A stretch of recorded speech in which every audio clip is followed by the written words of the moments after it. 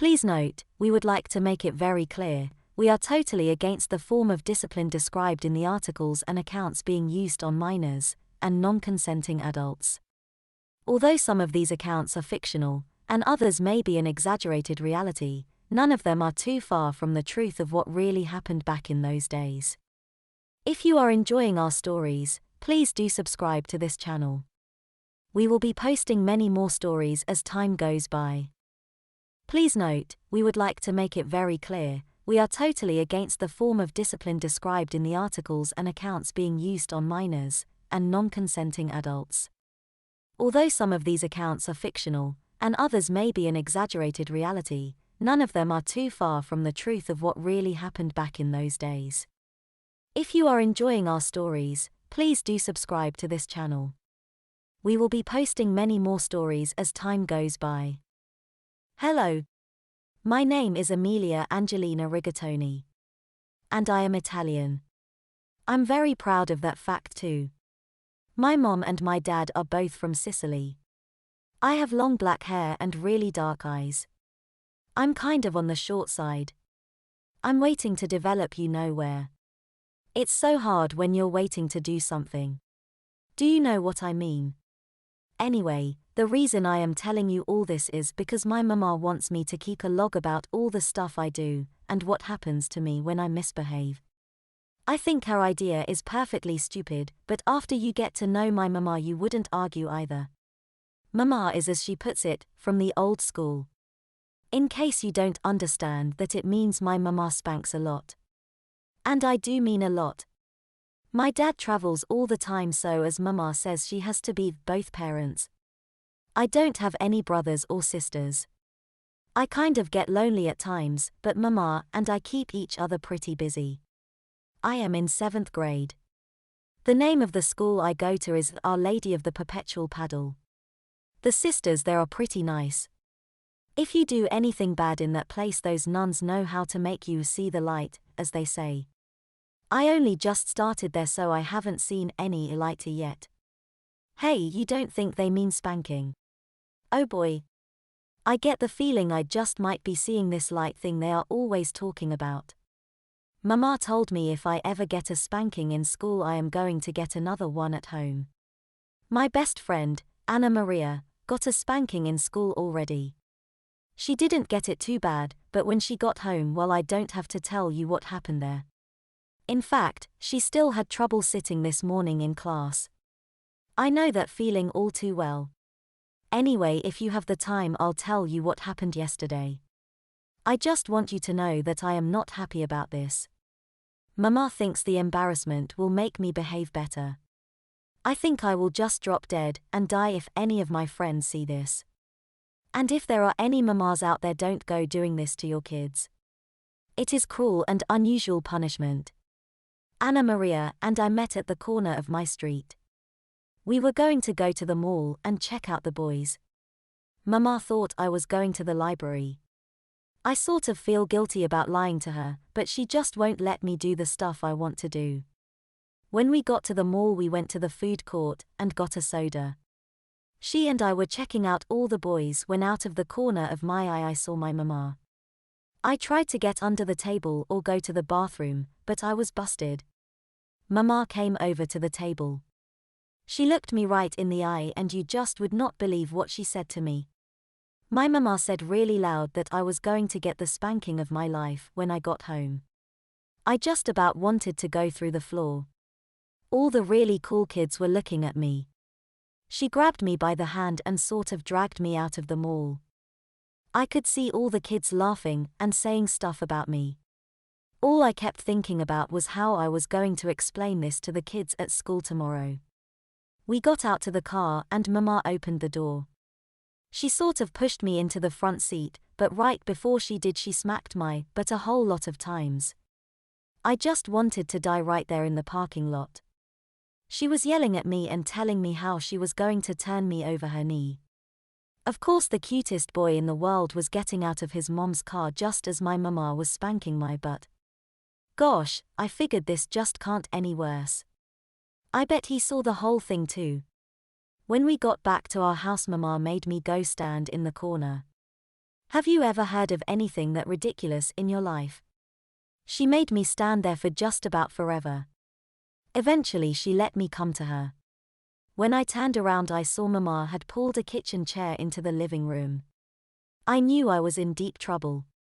She made me stand in front of her while she lectured me about the evils of lying, and going to hell, and all that stuff. I tried really hard not to roll my eyes at her, but I guess they have a mind of their own. All of the sudden Mama landed a great big whack on the seat of my panties. Man, oh man, that hurt. I said to myself that she wasn't going to make me cry this time.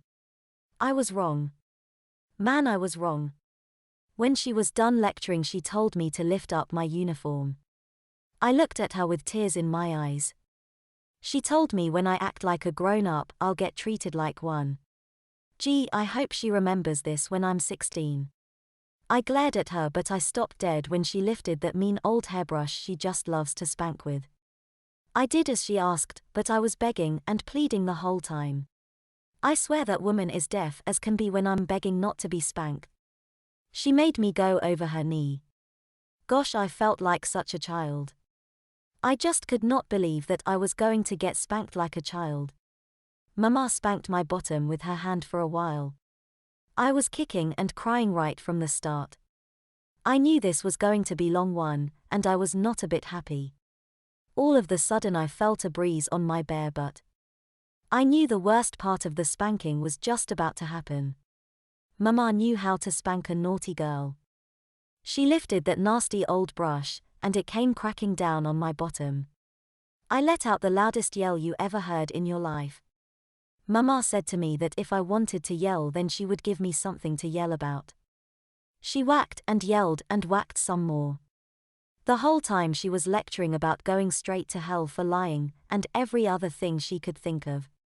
By this time my bottom was hurting so badly all I could do was cry and hiccup. I didn't even realize when she stopped that rotten old spanking.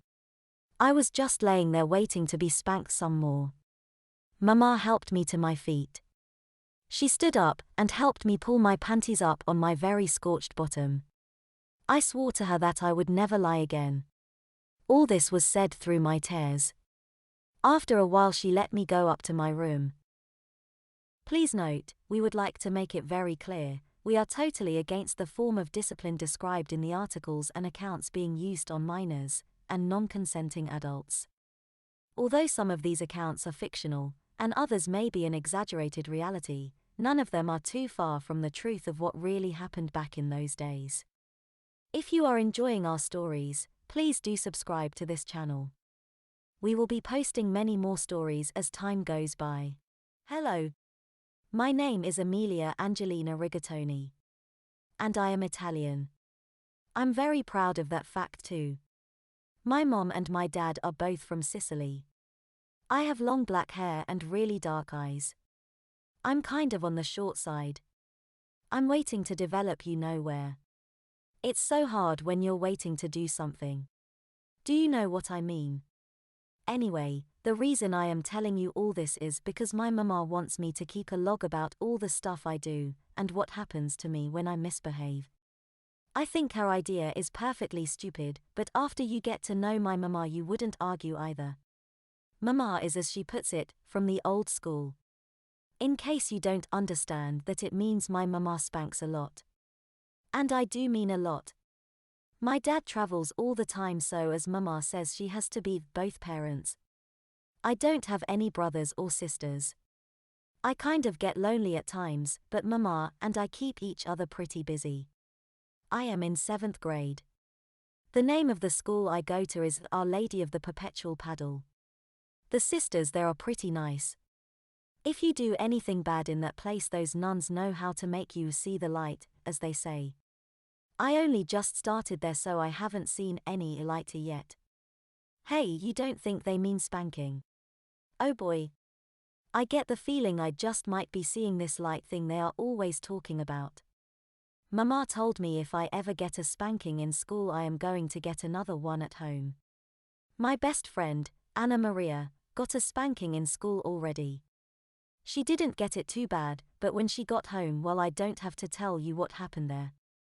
In fact, she still had trouble sitting this morning in class. I know that feeling all too well. Anyway, if you have the time, I'll tell you what happened yesterday. I just want you to know that I am not happy about this. Mama thinks the embarrassment will make me behave better. I think I will just drop dead and die if any of my friends see this. And if there are any mamas out there, don't go doing this to your kids. It is cruel and unusual punishment. Anna Maria and I met at the corner of my street. We were going to go to the mall and check out the boys. Mama thought I was going to the library. I sort of feel guilty about lying to her, but she just won't let me do the stuff I want to do. When we got to the mall, we went to the food court and got a soda. She and I were checking out all the boys when out of the corner of my eye I saw my mama. I tried to get under the table or go to the bathroom, but I was busted. Mama came over to the table. She looked me right in the eye and you just would not believe what she said to me. My mama said really loud that I was going to get the spanking of my life when I got home. I just about wanted to go through the floor. All the really cool kids were looking at me. She grabbed me by the hand and sort of dragged me out of the mall. I could see all the kids laughing and saying stuff about me. All I kept thinking about was how I was going to explain this to the kids at school tomorrow. We got out to the car and Mama opened the door. She sort of pushed me into the front seat, but right before she did she smacked my butt a whole lot of times. I just wanted to die right there in the parking lot. She was yelling at me and telling me how she was going to turn me over her knee. Of course the cutest boy in the world was getting out of his mom's car just as my mama was spanking my butt. Gosh, I figured this just can't any worse. I bet he saw the whole thing too. When we got back to our house, Mama made me go stand in the corner. Have you ever heard of anything that ridiculous in your life? She made me stand there for just about forever. Eventually she let me come to her. When I turned around I saw Mama had pulled a kitchen chair into the living room. I knew I was in deep trouble. She made me stand in front of her while she lectured me about the evils of lying and going to hell and all that stuff. I tried really hard not to roll my eyes at her, but I guess they have a mind of their own.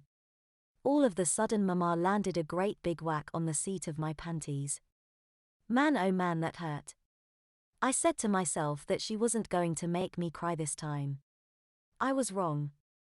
Man, I was wrong. When she was done lecturing she told me to lift up my uniform. I looked at her with tears in my eyes. She told me when I act like a grown-up I'll get treated like one. Gee, I hope she remembers this when I'm 16. I glared at her but I stopped dead when she lifted that mean old hairbrush she just loves to spank with. I did as she asked, but I was begging and pleading the whole time. I swear that woman is deaf as can be when I'm begging not to be spanked. She made me go over her knee. Gosh, I felt like such a child. I just could not believe that I was going to get spanked like a child. Mama spanked my bottom with her hand for a while. I was kicking and crying right from the start. I knew this was going to be long one, and I was not a bit happy. All of the sudden I felt a breeze on my bare butt. I knew the worst part of the spanking was just about to happen. Mama knew how to spank a naughty girl. She lifted that nasty old brush, and it came cracking down on my bottom. I let out the loudest yell you ever heard in your life. Mama said to me that if I wanted to yell then she would give me something to yell about. She whacked and yelled and whacked some more. The whole time she was lecturing about going straight to hell for lying and every other thing she could think of. By this time my bottom was hurting so badly all I could do was cry and hiccup. I didn't even realize when she stopped that rotten old spanking. I was just laying there waiting to be spanked some more. Mama helped me to my feet. She stood up and helped me pull my panties up on my very scorched bottom. I swore to her that I would never lie again. All this was said through my tears. After a while she let me go up to my room. Please note, we would like to make it very clear, we are totally against the form of discipline described in the articles and accounts being used on minors and non-consenting adults. Although some of these accounts are fictional, and others may be an exaggerated reality, none of them are too far from the truth of what really happened back in those days. If you are enjoying our stories, please do subscribe to this channel. We will be posting many more stories as time goes by. When I was younger, I got caught bullying my neighbor's daughter. Unfortunately for me, the girl's mother was good friends with my mum, so after she caught me teasing her daughter, she phoned my mother straight away. My mum asked her friend to pass the phone over to me. The next thing I heard was Mum telling me that as soon as she got home from work, I was going to get leathered for my misbehavior. I had no doubt that I was in serious trouble, as Mum always followed through with her threats. Sure enough, no sooner had she walked in through the door that night than she dragged me by the ear to my bedroom. Once we got to my room, Mum pulled off my trousers and underpants and ordered me to lie down on the bed. She then proceeded to take the belt off the jeans she was wearing that day, then absolutely leathered my ass black and blue. The thrashing lasted at least 10 minutes, and I was crying like a little boy. My sister was downstairs at the time and could clearly hear everything that was happening upstairs, she told me afterwards. Luckily she didn't tease me about it, as her own bum was certainly no stranger to a leathering from Mum either. That night I couldn't sit down. I also got grounded for 2 weeks. But the worst part was that I had to apologize to the girl I had bullied, and my mum told the girl and her mother that I had got my bare ass tanned for my trouble. I will never forget that day. Please note, we would like to make it very clear, we are totally against the form of discipline described in the articles and accounts being used on minors and non-consenting adults. Although some of these accounts are fictional, and others may be an exaggerated reality, none of them are too far from the truth of what really happened back in those days. If you are enjoying our stories, please do subscribe to this channel. We will be posting many more stories as time goes by. The Mean Girls. This story was one my mom shared with me when I was older, and it took place shortly after my parents got married and before my oldest brother was born, probably 1974 or 1975. My mom had been a teacher for a couple of years, and she taught 6th grade at all subjects at AK 6 neighborhood school. All of the kids lived within a 15-minute drive of the school, but most were closer than that. As a small local school, there was only one class of each grade, so, barring students moving in or out, the classes were much the same from year to year. This also meant that many of the teachers knew kids from outside of their own classes. In this particular year, my mom's class had 3 girls, Carol, Laura, and Julie, who were just plain nasty, the stereotypical mean girls. My mom had seen how they acted during their 2 previous years, and she was not looking forward to having them in her own classroom. The girls had bad attitudes and were smug and condescending to their peers, but not really anything for which they could be formally punished. They just had nasty dispositions. Their behavior in class was fine, though, and they didn't really commit any spankable offenses. Until, one day, they did. There was a girl who was new to the school that year named Lucy. All of the other kids in the class had been together for years, most of them since kindergarten, so the new girl was having trouble fitting in. To make things harder for her, Lucy was painfully shy. And to make things even harder for her, the ringleader of the mean girls, Carol, decided to have some fun at Lucy's expense. They produced a note, alleged to be from one of the cute boys in class. The note informed Lucy that he liked her and would like to go out with her, hold her hand, all of the normal 6th grade stuff. The girls told Lucy that the boy had asked them to give her the note, and they egged her on to go and talk to him. So that is what she did, unfortunately, with other kids around. Of course, the boy had no idea what Lucy was talking about, and told her so. She insisted he had sent the note. He insisted that he hadn't. She ran off, crying. After recess, word of all of this got to my mother. She investigated the story, put all the pieces together, and knew that she finally had a reason to paddle those 3 girls. She ordered them to the cloakroom, where corporal punishment was administered in those days, out of sight of the rest of the class, but not out of earshot. Mom picked up her paddle and excused herself to the cloakroom. The other kids in the class could barely contain their glee. They had had enough of the mean girls' shenanigans too. Once in the cloakroom, Mom dressed the girls down, telling them what she thought of their behavior and attitudes. Julie and Laura had the decency to look contrite, but Carol remained haughty and unrepentant. My mom decided to save her for last. Julie went first. Mom told her to bend over and grab her ankles. She replied, "Yes, ma," and did as she was told. My mom reared back and gave her a mighty wallop. Trust me, she could swing that paddle hard when she had a mind to. Julie let out a yelp but maintained her position. My mom gave her 3 more hard whacks. After the 4th, Julie jumped out of position, rubbing her butt. My mom ordered her back down, and then gave the last whack. The girl was crying quietly and rubbing her bottom after her paddling, but took her punishment the best of any of them. Laura went next. She tried the begging route, but my mom was having none of it. She also got 5 hard whacks, jumping out of position after each one. She was openly sobbing by the 3rd. Then it was the turn of Carol, the ringleader. She was hysterical and completely uncooperative. She was yelling that the teacher couldn't spank her, and that her mom wouldn't let it happen, and generally carrying on. My mom told her that she was embarrassing herself, and that she ought to take her punishment like a big girl. Even the other girls were encouraging Carol to just get it over with. Carol, however, still refused to assume the position. My mom eventually told her that if she wouldn't take her whacks in the cloakroom, she would be sent to the principal's office. The latter had a fierce reputation as a paddler. You did not want to get spanked by him. At this threat, Carol finally relented. My mom gave her the first whack. She jumped up, rubbing her behind and dancing around. She then refused to get back in the position again.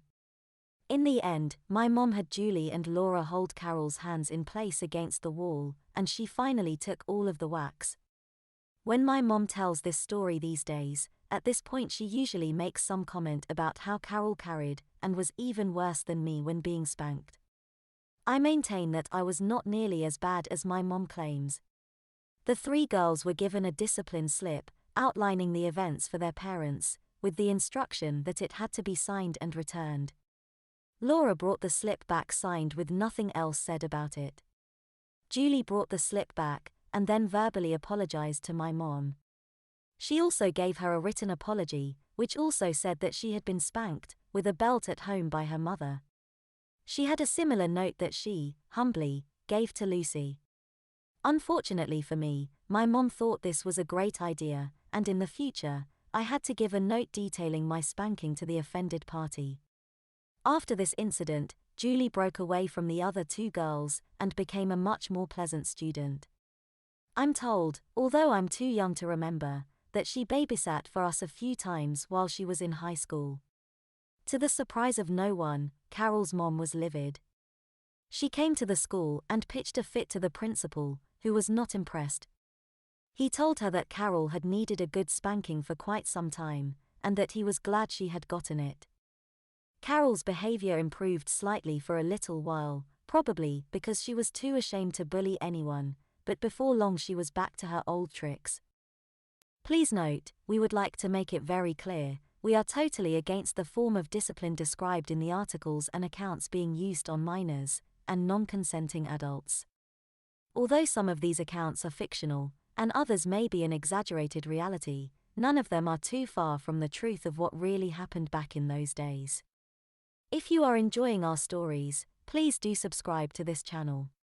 We will be posting many more stories as time goes by. I clearly remember my first proper smacked bottom, which I received. Prior to this, if I had been naughty, I had received a slap on the bottom or the back of my leg. Even these minor admonishments usually made me cry loudly, as I hated being punished. On the occasion I'm describing, Mum had taken me to the doctor. There were some toys for children to play with in the waiting room, and I remember sneaking a small one into my pocket. Afterwards, when we were back in the car, I took the toy out and showed it to my little sister. Mum saw us playing with it and asked what it was. I lied and told her I had found it. At that, Mum stopped the car, turned around in her seat, and demanded to see the toy. She immediately informed me that she had seen it at the doctor's, and she knew I had stolen it. Mum took the toy off me and smacked the top of my leg sharply, which made me cry. She told me I was going straight to bed when we got home, and that I was in big trouble. I rubbed my stinging leg and cried all the way home, as I hated having to go to bed early. Once we got home, Mum took me by the arm and dragged me up the stairs to my bedroom. She began to give me a big telling off, and finally said, "Stealing and lying is very naughty, and will not be tolerated. It's time you understood what a real smacked bottom feels like." Mum led me over to the bed and bent me over her knee. She then gave me a hard smack. I remember trying to jump up and put my hand back to rub where she had smacked me, as it really stung. But she held me tight and then spanked me again, giving me about 6 or 7 more smacks. I thought for a minute that Mum had finished, but then she said, "What you did today was very serious and naughty, which is why I am punishing you, to make sure you never do this again." Mum then started to smack my bottom even harder. I screamed and wriggled around, but she held me tightly still, and slowly smacked my bare bottom another 5 or 6 times. Mum finally lifted me off her knee. She ordered me into my nightie, adding that I would go to bed until it was dinner time. She left and I remember clutching my bottom and rubbing it. I was sobbing, as I had never had a proper spanking like that before. I spent the rest of the afternoon lying on the bed. My backside continued to sting for the next 30 minutes or so before it wore off. However, I did learn my lesson, and I never stole anything again.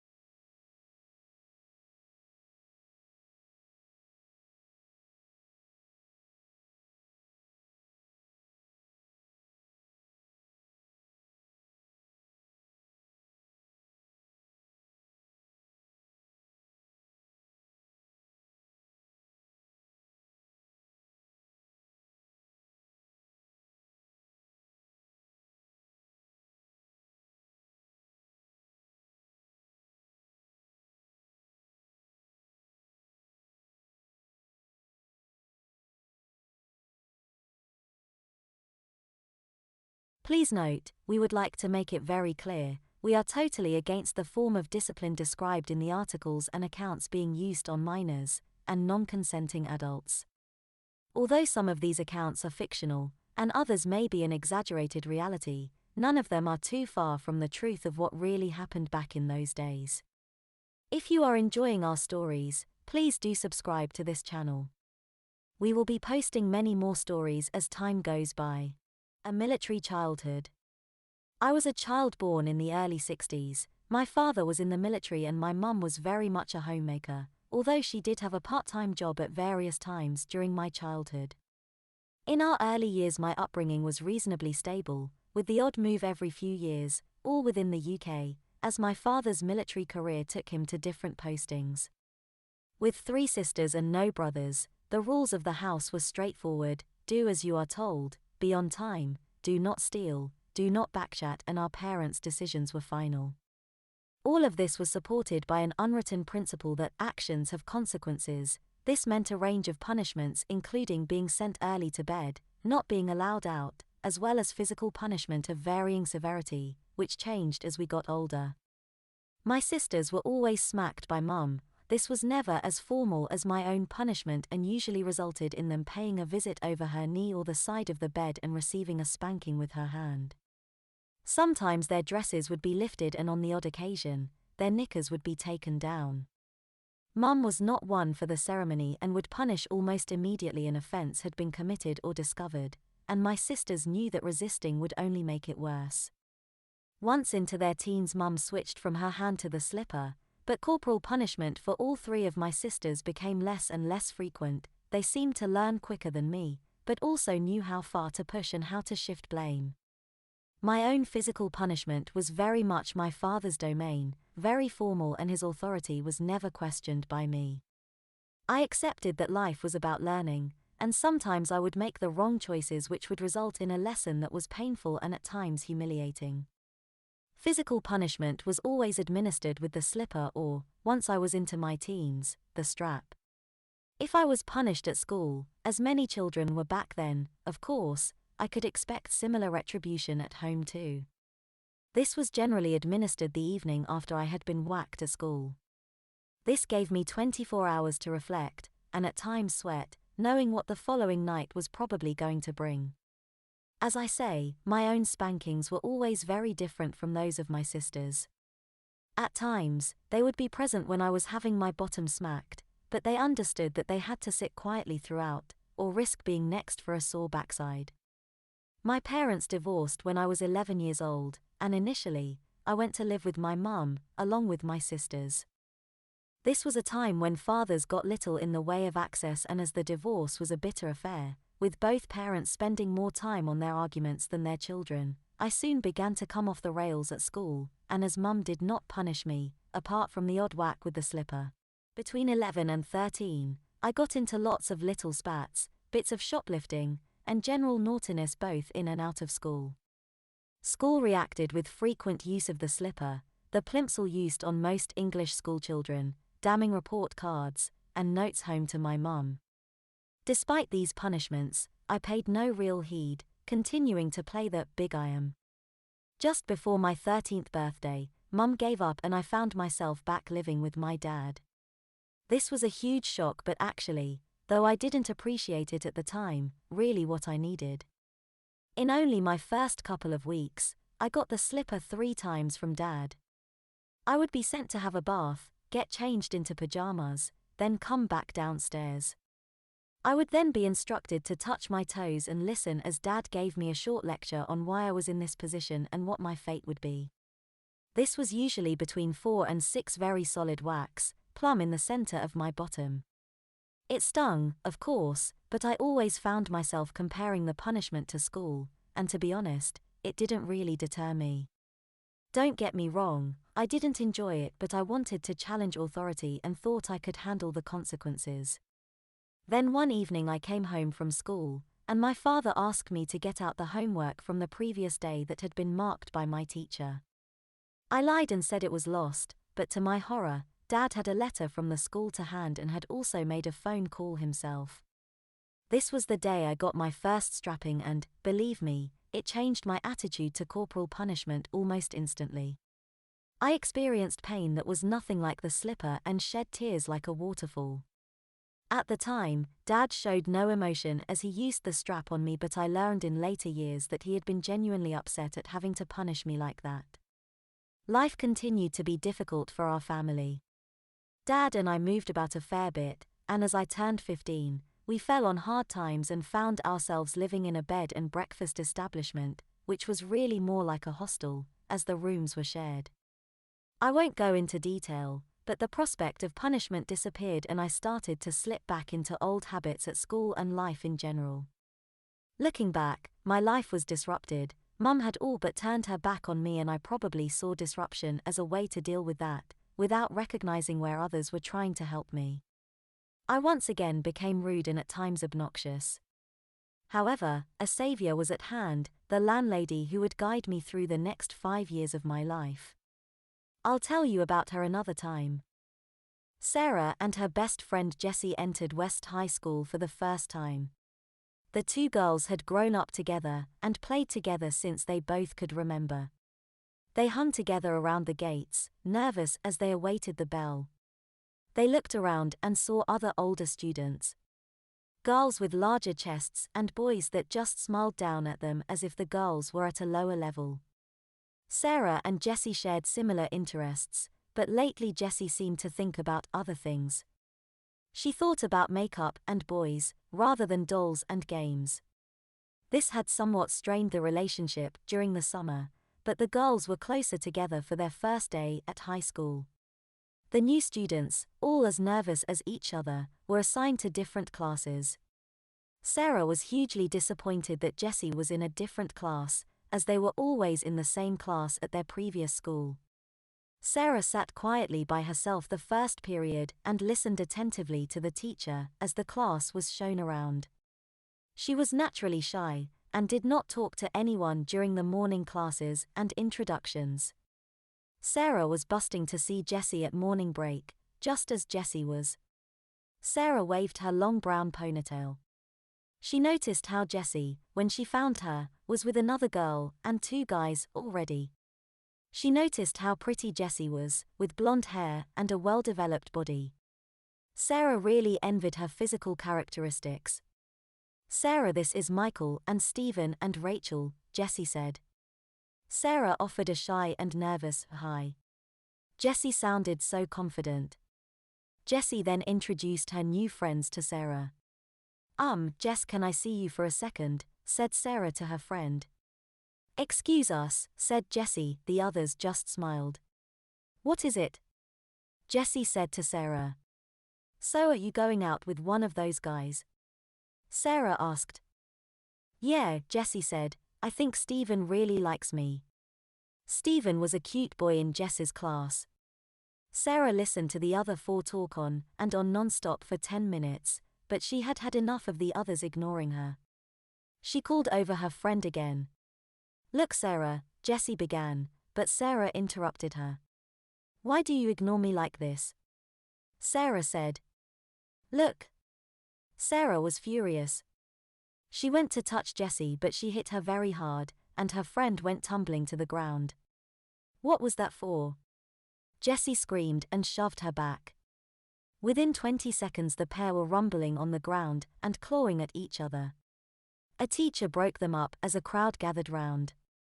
They were sent to the principal's office.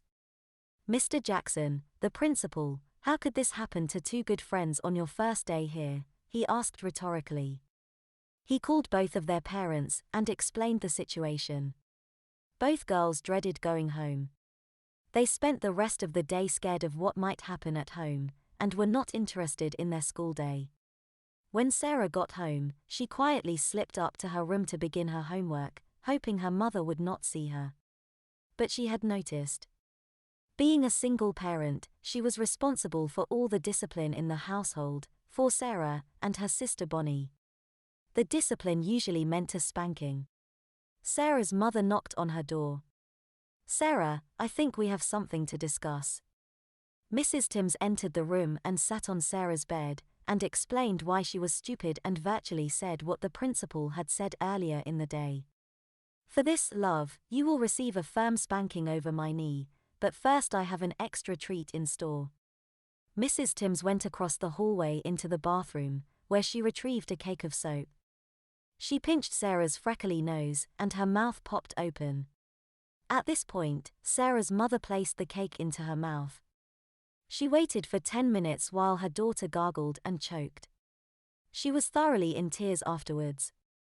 Sarah's mother wasted no time, and she was stretched over Mrs. Timms' well-accustomed knee.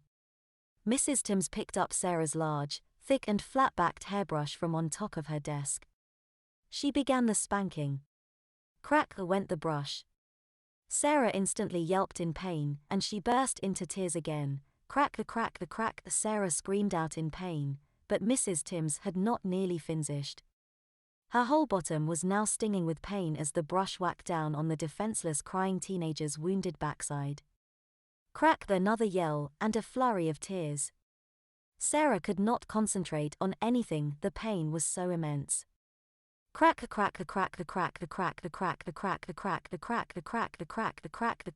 hairbrush whacked Sarah's bottom for the last time that day. The brush was put down. Sarah's mother then gave her 15 or 20 hard hand slaps to finish the job. Now make up with Jessie, said Mrs. Timms. Yes, Mommy, said Sarah, blubbering like a. Sarah rang her best friend and apologized, and told her side of the story, as did Jessie. They both now talked to Jessie's new friends at school, and Sarah was really fitting in. She was happy. Please note, we would like to make it very clear, we are totally against the form of discipline described in the articles and accounts being used on minors and non-consenting adults. Although some of these accounts are fictional, and others may be an exaggerated reality, none of them are too far from the truth of what really happened back in those days. If you are enjoying our stories, please do subscribe to this channel. We will be posting many more stories as time goes by. A stroke of respectability. One aspect of parental discipline which is not often talked about is how some mothers and fathers deliberately tried to emulate at home the sort of punishments their offspring could expect, at least back in the day, during school hours. This is perhaps particularly true in the UK, where a surprising number of middle-class parents would keep a cane to discipline their offspring. I have given a great deal of thought to the impulses behind such practices. Obviously, one factor is a desire to be firm, even strict, with your offspring as they learn and grow, and certainly, it was definitely felt amongst us youngsters that the parents of those who kept a cane for their bottoms were up there as the strictest. It was almost a badge of honor. But among parents themselves, I would say that an even greater impulse was the somewhat desperate urge to seek respectability above all things. This was at a time when the class system in Britain was very much a tangible thing, and it was perhaps felt that this respectability would cause them to be more widely accepted in the upper echelons of society. Reputation was a precious commodity. Indeed, speaking from just my own experience, I lost count of the number of times I heard the phrase, "What will the neighbors think?" So, I think part of the search for this elusive badge of respectability was for our parents to emulate what they thought happened to the naughty offspring of the upper classes, given that their parents paid large sums of money from them to go to strict, private schools where the cane was freely in use. It was no doubt this factor that led to my own mother purchasing a proper rattan punishment cane for me and, believe me, it was put to very regular use across my bottom during my formative years. Of course, I had been given ordinary smacked bottoms over her knee when I was a younger child, but being told to lower bend over for the cane was on a whole different level as a punishment. Please note, we would like to make it very clear, we are totally against the form of discipline described in the articles and accounts being used on minors and non-consenting adults. Although some of these accounts are fictional, and others may be an exaggerated reality, none of them are too far from the truth of what really happened back in those days. If you are enjoying our stories, please do subscribe to this channel. We will be posting many more stories as time goes by. The honey strapping. I was brought up in tropical Queensland, Australia, far removed from most of the trappings of civilization. As we lived on outback cattle stations, the 5 kids were educated by a mix of the local Aborigines and Mum, doing the best she could with the assistance of lessons broadcast on School of the Air. She also did an enormous job in helping the local Aborigines and managing the property, so she didn't have a real lot of time to study the latest child-raising and educational theories. She always reckoned that lots of hard work, unconditional love, and a few good licks with the strap now and then were the recipe for keeping us on the straight and narrow. Dad was out and about the property most of the time. We sometimes went with him, but he seemed to consider that discipline was Mum's job. Our Aboriginal kids had never seen much of town life, and in the hot tropical climate. Every day, some of us would be smacked on the bare legs or rump for some naughtiness. No big deal, but it made a great slapping sound and left clear hand marks for viewing. Mum kept her whippy little strap hanging up in the kitchen, and used it vigorously when she was frazzled with her work and tormented by naughty offspring. The discipline was mostly immediate and spontaneous, a few whacks rather than a whipping. However, the first exception to this was quite memorable for myself and my twin brother Andrew. Our eldest sister had brought into the kitchen a huge pot of honey extracted from the beehives. I was chasing Drew through the house when he collided with the honey and sent it flying onto the kitchen floor. We were like a couple of sleek and slippery brown eels as we slithered around in it, unable to get up. Our entire year's supply of honey, you can imagine the sticky mess. I have never seen Mum so angry. She sent Andrew and I out to the back veranda shower, with instructions to get back in here when you're clean, as she organized the other three to clean up the disaster. She told us to sit on the rumpus room table. Andrew gave a little laugh at the kids struggling in the kitchen, and Mum whacked him on the front of his thigh. It was clearly the wrong time for humor. She told us both to put hands on the head as we sat there and slapped poor Drew again and again on his fully exposed bare brown legs. He yelped and squirmed, to no avail. Then it was my turn. I had often been slapped before, but this was different. God, how she stung me. Her hand on my wet flesh made an enormous smacking sound and the kitchen cleaning team was spellbound.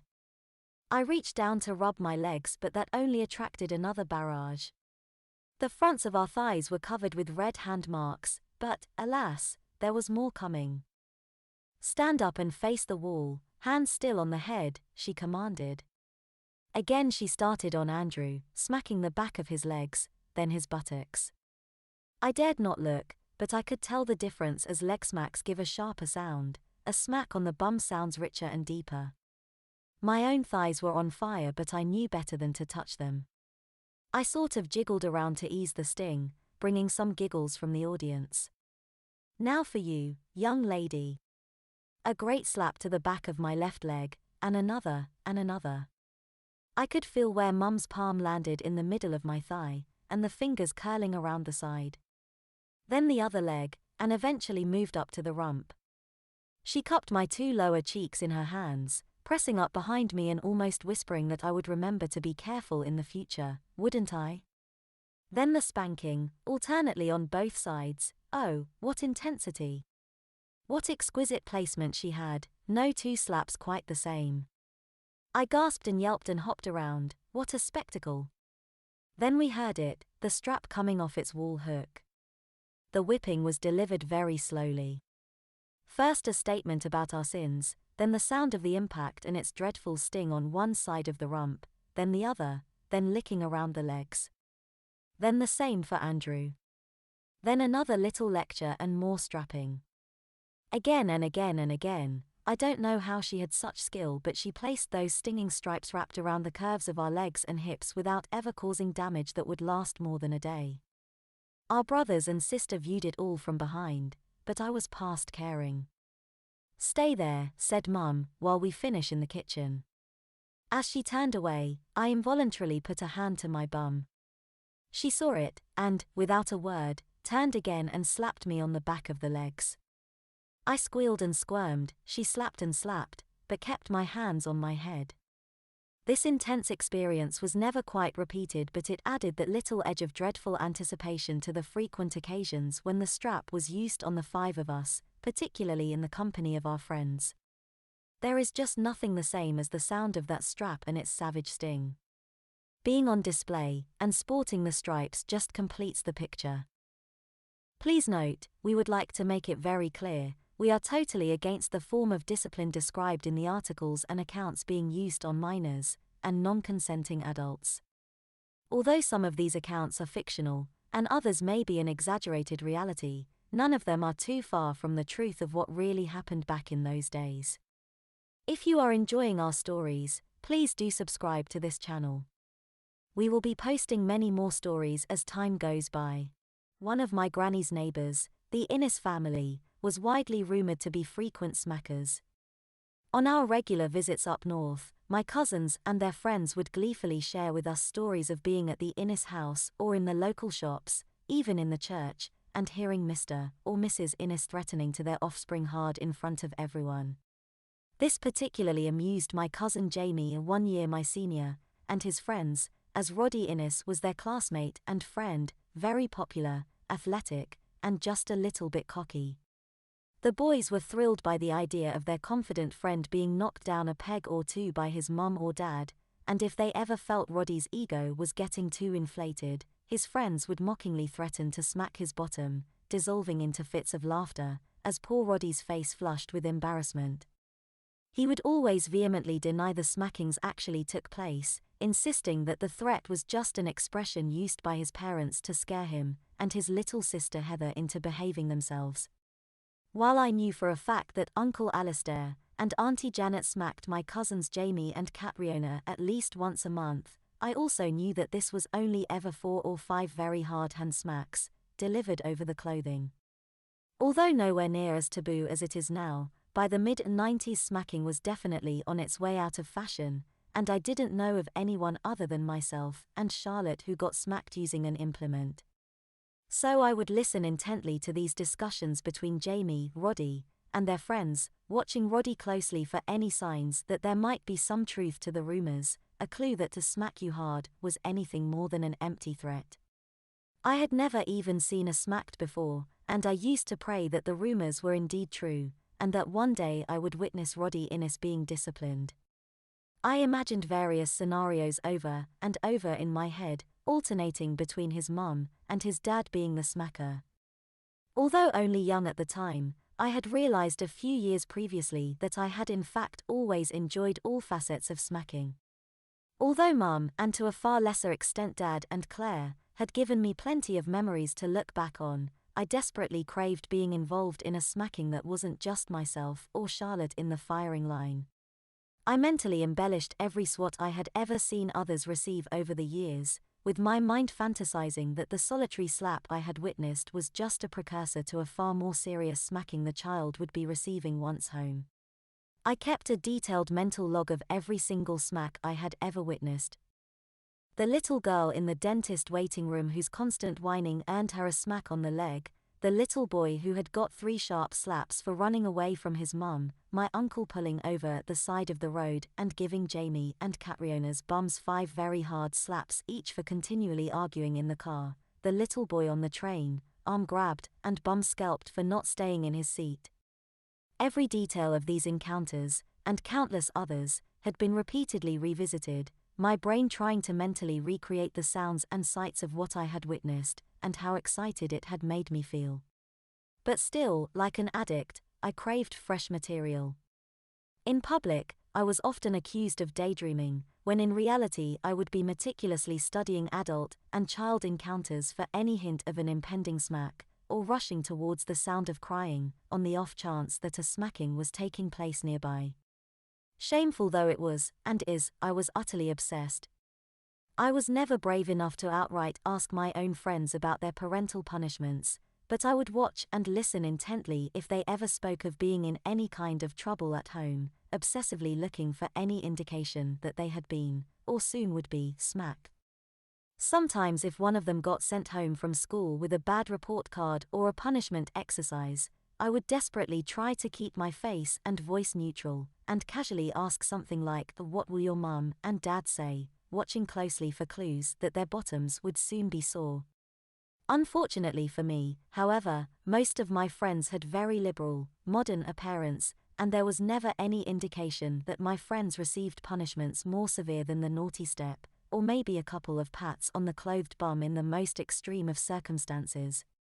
I quickly decided that the more traditionally minded parents of my dad's rural home village were a better bet than the lax Edinburgh child-rearing crowd, and so my visits up north to stay with Granny or Dad's brother Alistair and his family became even more exciting for me.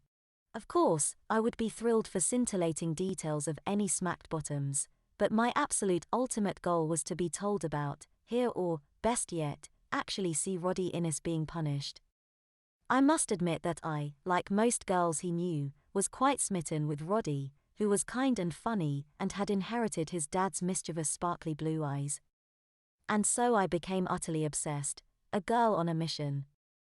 I used to hang about Granny's garden, pretending to play, whilst keenly keeping watch, trying to see or hear any signs of children getting into trouble in the Innes house next door.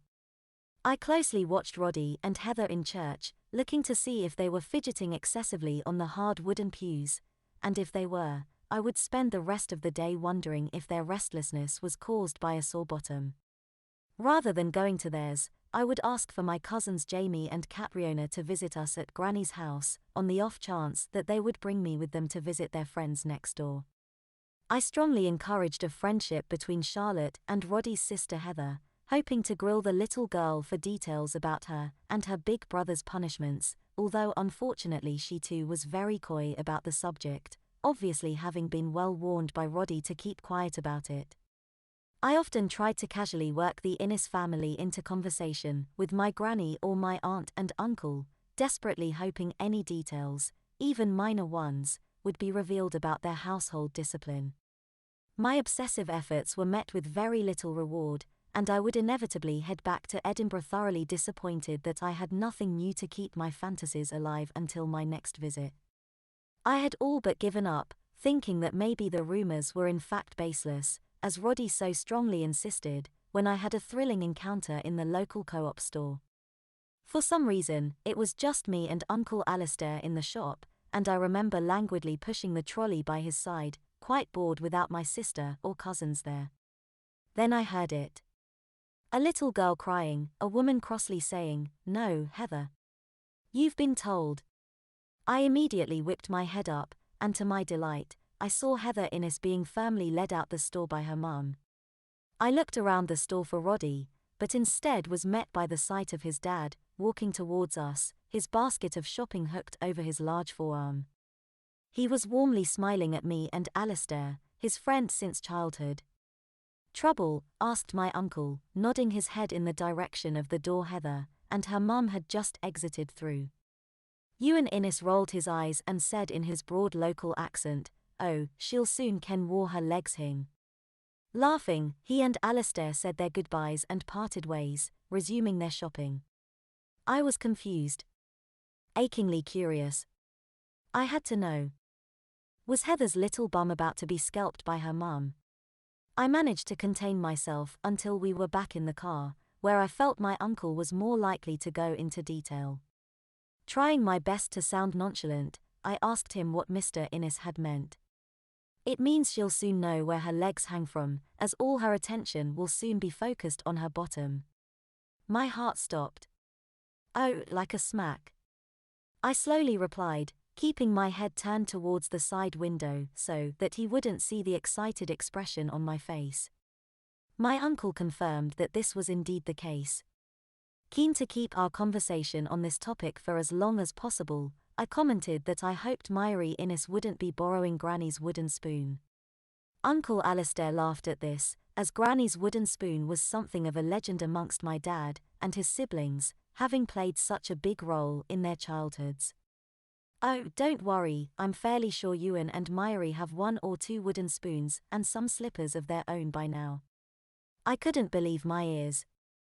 After all my desperate efforts to obtain even meager scraps of information about discipline in the Innes house, here was my uncle, just casually offering up all this salacious information on a plate. Wooden spoons. Slippers. I could scarcely believe my luck at having been in the right place at the right time. Despite being something that I would normally listen to intently, I was barely paying attention as Uncle Alistair recounted a tale of Granny having made good use of her trusty smacking spoon on his young self, and Ewan Innes for some childhood prank gone awry. I was too preoccupied by thoughts of Ewan's own son and daughter, and what his wife might be doing to little Heather's backside at that very moment. I had a sleepover with Catriona that night, and so couldn't even have any private time in bed to mull over this exciting new information. As much as I enjoyed my cousin's company, I was desperate to get back to Granny's house and see her neighbours. My wish was granted when I returned the next afternoon, and saw Heather Innes out playing in her back garden. She was gracelessly wobbling around the paving stones on a pair of yellow and blue Fisher-Price roller skates, and didn't quite look her usual smiley self. Seizing on this, I asked her if she was okay, adding that her dad had mentioned she would be going over her mum's knee for a smacked bum the previous night. I don't know what possessed me, I was never normally so direct, but I think I was delirious with the previous day's revelation. Heather's face turned scarlet when I mentioned her smacked bottom, her embarrassed response instantly confirming that it had indeed occurred. My mum sometimes smacks me and Charlotte, I added, in an effort to make her open up. I was a different person, suddenly shameless and direct, in complete contrast with my usual slow and surreptitious information gathering. Little Heather muttered something, looking down shyly at her roller skates. I hate getting smacked, she repeated, slightly louder the second time.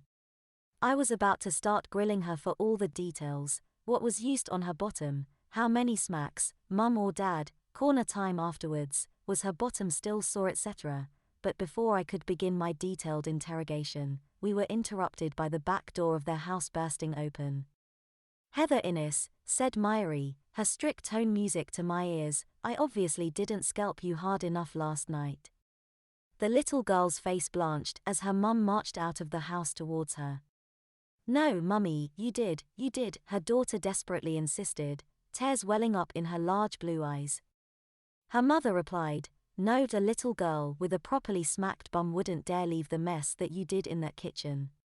She emphasized the word dare with a hard smack across the seat of Heather's jeans.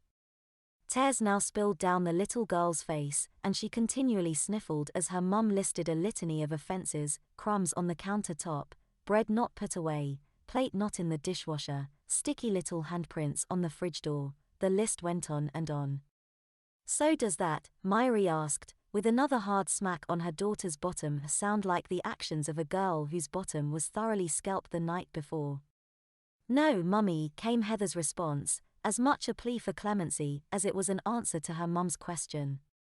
"No," repeated Myri, pursing her lips in displeasure. "So let's remedy that, shall we?" She placed a hand firmly on her daughter's shoulder and started wheeling her little girl's roller skate-clad feet towards the house.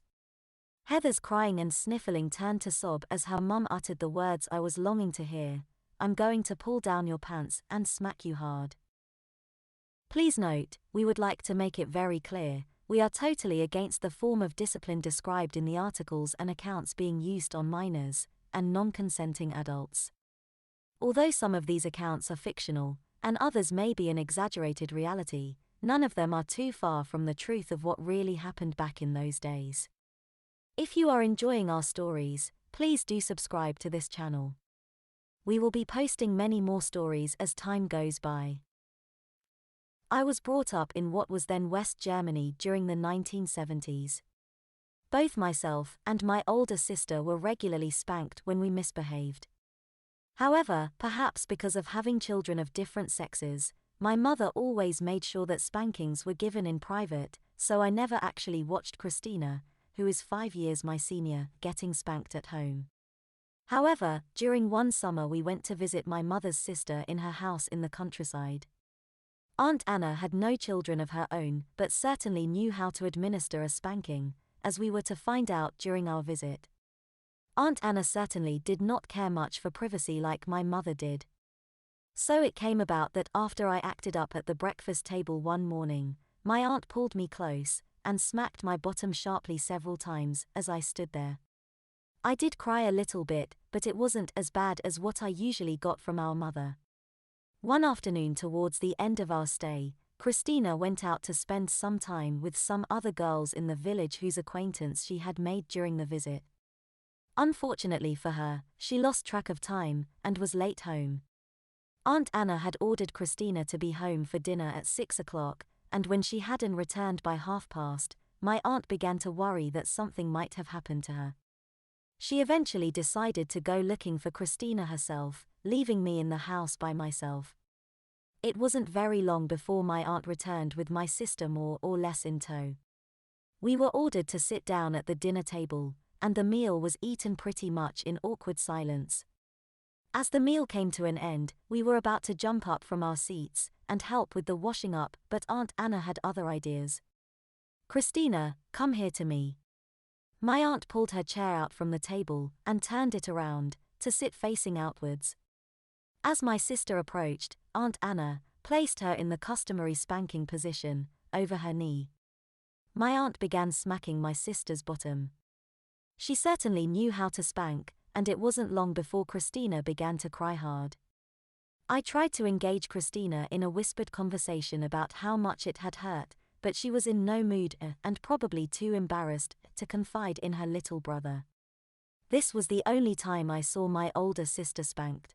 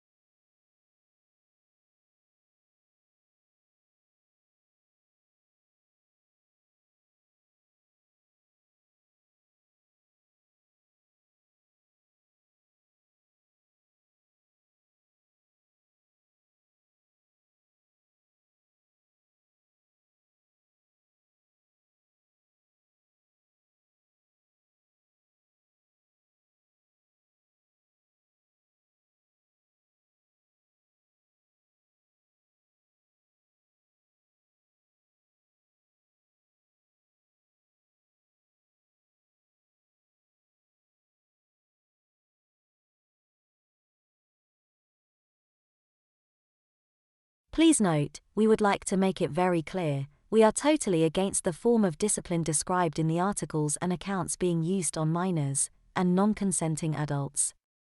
Although some of these accounts are fictional, and others may be an exaggerated reality, none of them are too far from the truth of what really happened back in those days. If you are enjoying our stories, please do subscribe to this channel. We will be posting many more stories as time goes by. I read recently that someone doubted the truth of stories of corporal punishment experienced by girls at school beyond primary school, suggesting that these were actually the fertile imagination of guys. To be fair, it is a fact that a significant proportion of anecdotes involving spanking are written by men who probably get a kick out of it, sometimes even pretending to be girls themselves. In my humble experience, I tend to find that one giveaway is that guys tend to concentrate on the intimate aspects of these stories, whilst girls often tend to skate over such matters. However, that doesn't mean to say that all stories about girls receiving corporal punishment in secondary schools, even in mixed company, are fictitious. If you surf the internet as much as I do, you'll encounter a number of experiences that actually sound quite authentic. One girl cheerfully admitted that she used to deliberately forget her games kit, knowing that it would mean 3 whacks over her knickers with a gym shoe known in British schools as the slipper, which she found preferable to doing games in freezing or wet weather. I think it was the same school which offered the pupils, both boys and girls, a choice between detention and a 3-stroke slippering in front of the class for forgetting their homework. Many pupils of both sexes chose the slipper. It appears that there was little embarrassment attached to the punishments, as they occurred so frequently. In single-sex schools in this era, 1950s to 1970s, the spanking and caning of girls was more widespread, especially in private, independent schools. Back in the 90s, I corresponded with a South African nurse who had a keen interest in spanking. You're probably aware that CP in South Africa has always been quite common, and may well still take place, for all I know. My correspondent had attended a boarding school where the strap on the seat, rather than the hands, was quite common. She was strapped by her housemistress on a number of occasions. This lady's most memorable punishment came from the headmistress after she'd been caught out of bounds with a young man by a duty mistress. Although I attended 5 different schools in my childhood, both state and independent, and witnessed spankings on a number of occasions, I was only once present when a girl in school uniform was punished. This was my sister, at home. I should say that our parents rarely spanked. It was a short, sharp shock and over in seconds, and I gather it was something her own mother had used as discipline. On this occasion, I don't recall what my sister had done wrong. Maybe she'd answered back something which definitely wasn't tolerated, or possibly she hadn't changed out of her school uniform. But I do recall her being spanked with a plastic spatula in a standing position with her navy blue knickers down, and her school skirt held up out of the way.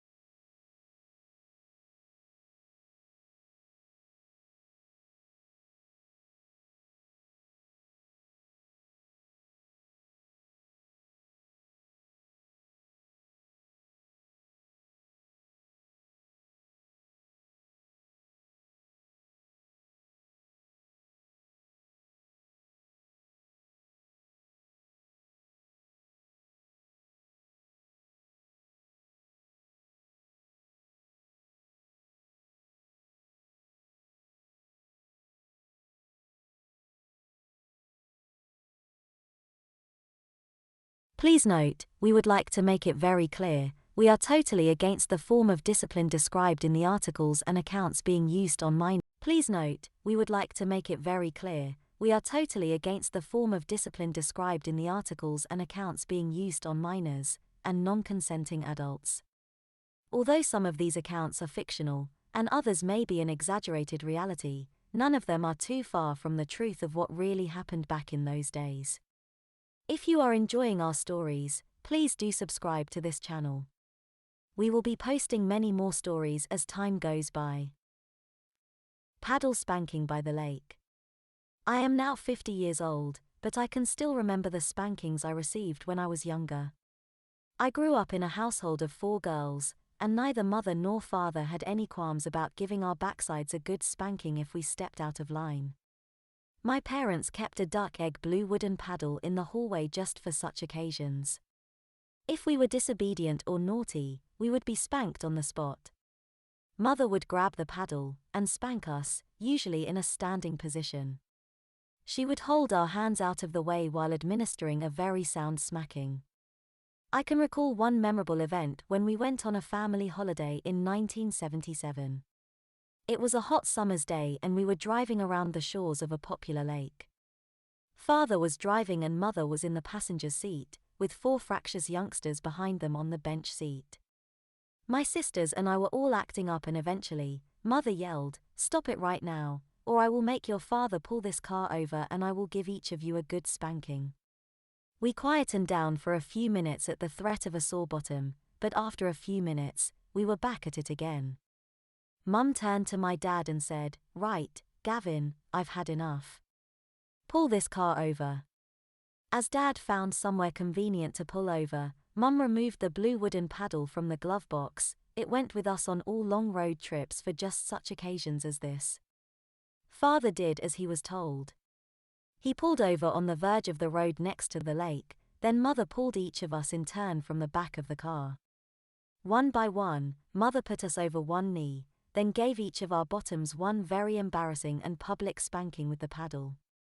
A number of cars drove past as we were chastised, witnessing the event. One even honked its horn, by way of parental support. I can still recall my intense embarrassment to this day, and for days afterward, on the trip, I was worried that fellow tourists might recognize me as one of the 4 little girls having their bottoms smacked by their mother at the side of the lake.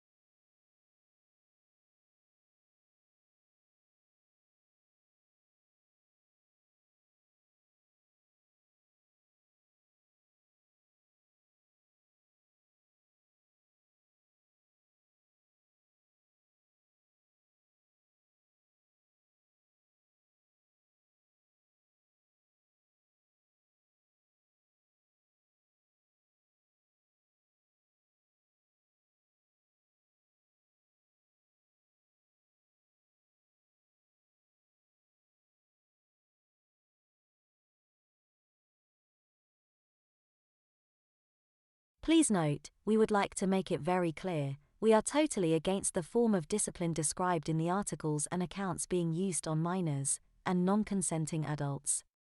Although some of these accounts are fictional, and others may be an exaggerated reality, none of them are too far from the truth of what really happened back in those days.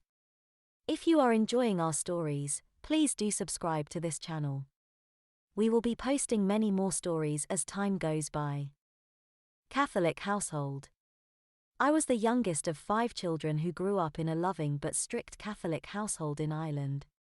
Like most Catholics, my parents were firm believers in the value of corporal punishment. My mother was usually responsible for our discipline, which usually meant a well-smacked bottom from the maternal hand.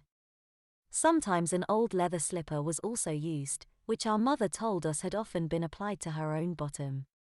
For serious misdemeanors, our father took us into our parents' bedroom, where a leather belt was kept in the top drawer. Getting the belt was a painful experience, although thankfully rare. However, my 3 sisters, 1 brother, and I were high-spirited children, and it was seldom that a week went by without one of us being smacked hard. Spankings were always administered in private unless 2 or more of us were being punished for the same crime.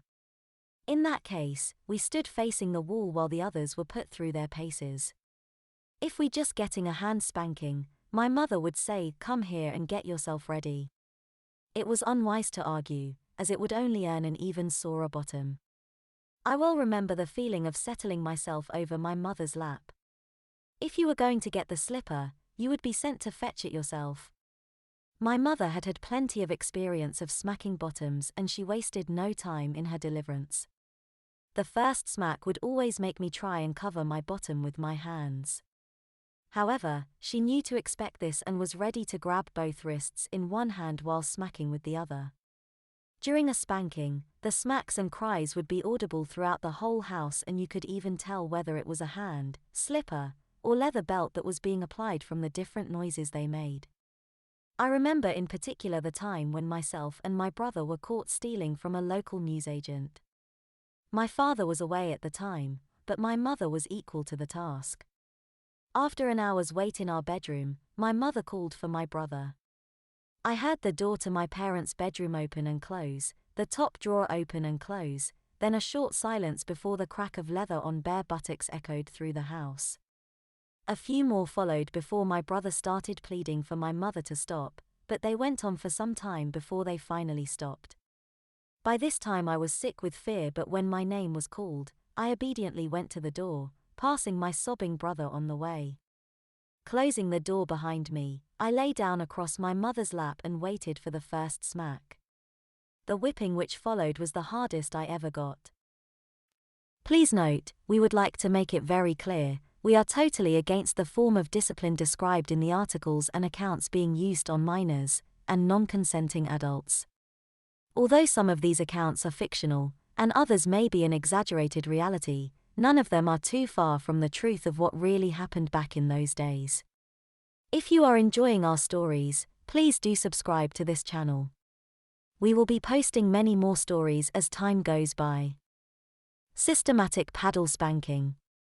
When I was growing up in the late 70s and early 80s, spanking had somewhat gone out of vogue. Many parents, including mine, believed that more permissive methods were the answer to general misbehavior. My own parents always allowed me a large amount, too large in reflection, of freedom. However, when I was 6, my father passed away, leaving my mom a single parent with a very young child on her hands.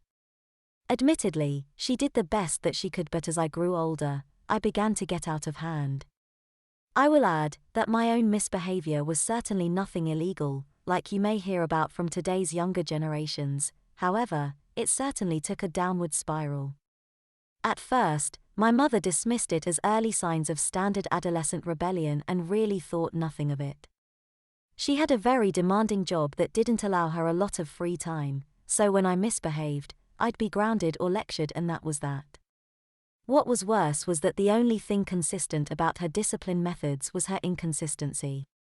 When I was grounded or put on restriction, I'd simply get out of it by nagging her, or just ignore it. And so as this continued, my grades dropped and my attitude got worse and worse. Then, when I was about 13, we moved. My mother had been offered a new job that allowed more money and better hours, whereas had we stayed put, she would have been stuck in a job she didn't like, making a fraction of what she was worth. Anyway, with that move, things began to change. For one thing, since she was home by 5 or so every day, she got to see a lot more of me, and thus she saw more and more of my behavior. I had got so used to the freedom, and her permissive discipline, that I was getting more out of hand than before, and she noticed it. At first, it was just little things, but as time progressed, during the first few months following our move, she began to realize that maybe grounding and a good talking to wasn't helping. So finally, she decided to try something different. One day, I don't remember the exact circumstances, we had an argument. I was clearly in the wrong, but being a 13-year-old boy, and with a tradition in the house of lax punishment, I just pressed on arguing. Finally, my mouth got ahead of me and I really shot off. I don't remember exactly what I said, but it was venal and very petty. My mother was infuriated. She sent me to my room and told me to wait for her. I thought I was just going to get another lecture, so I stomped off to my room. When she finally came up, she did lecture me. However, this time she did it holding a brand new paddle. She had had a friend make it in his woodshop. It was stained red and was about 1.5 feet long, 6 inches wide, about 3/4 of an inch thick, with 3 holes right down the center. On the handle was the words, "Mom's Helper." I was transfixed, and for once, my mom's lecture actually made an impact. She told me she was fed up with my behavior, that for a long time I had been getting worse and worse and she had done everything she knew how to. So from now on, it was going to be different, and if I wasn't going to respond to anything else, maybe it was time to get my attention a different way.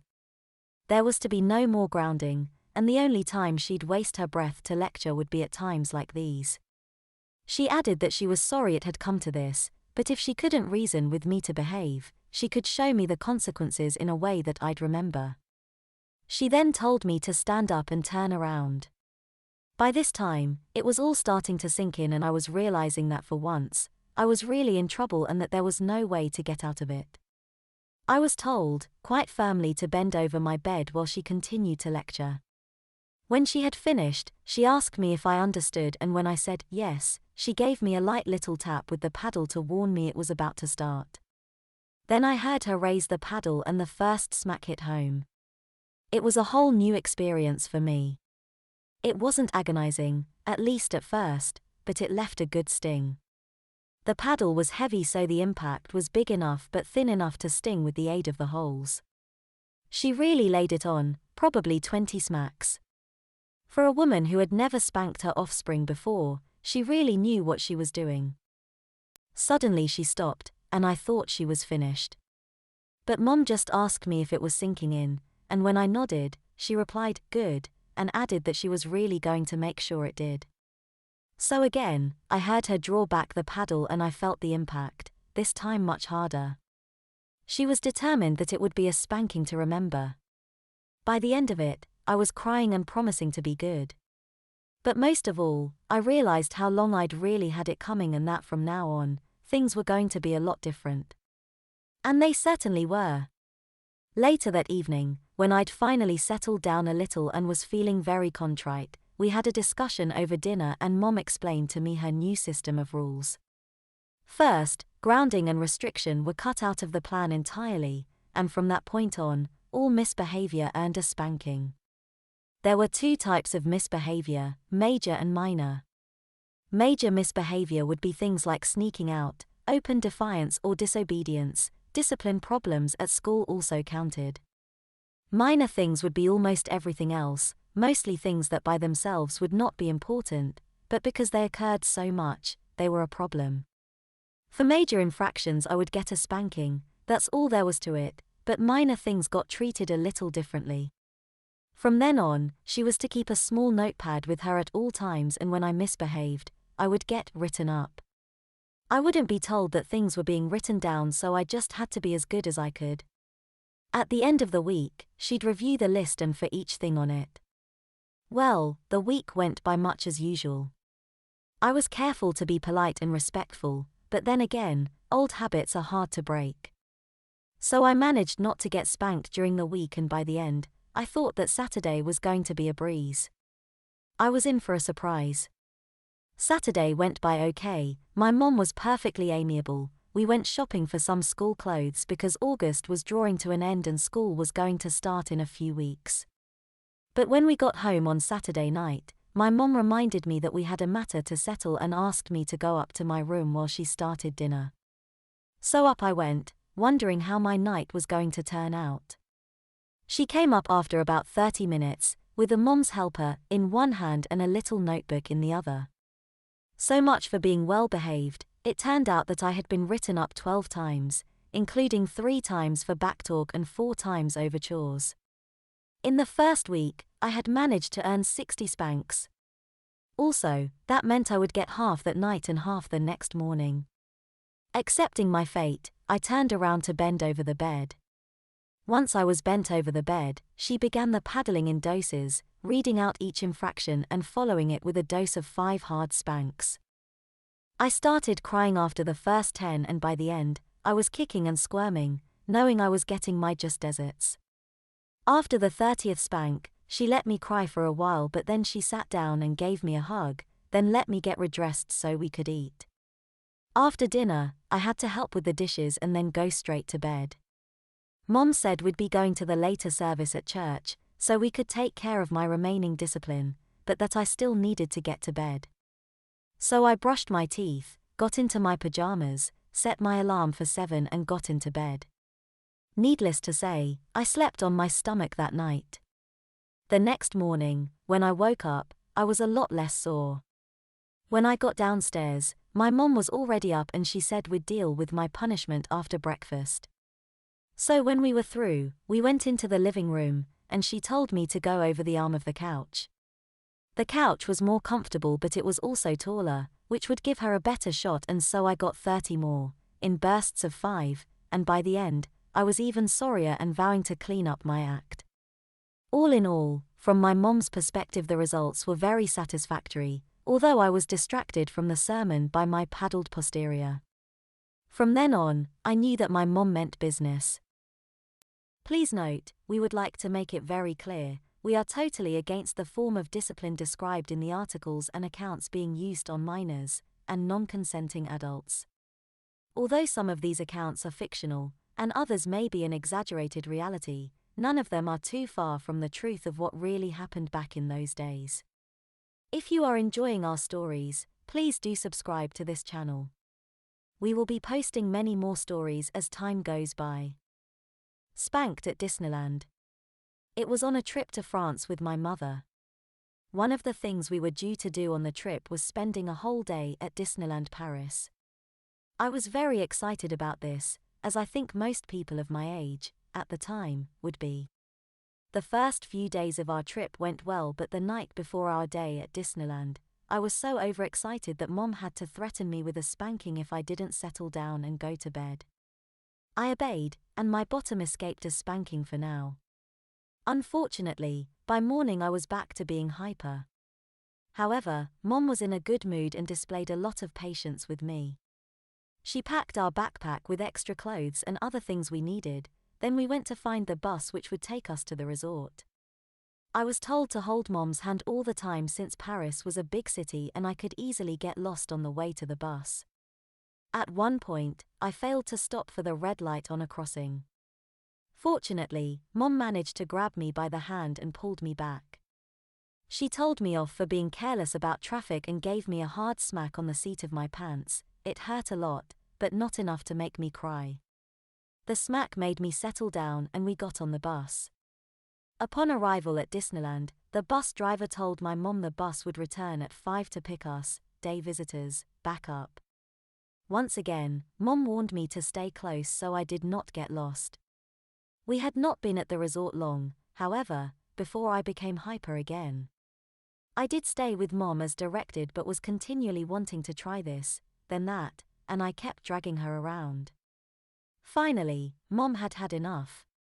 She found a bench and Mom placed me in time out there while she lectured me about my behavior and scolded me for my impatience.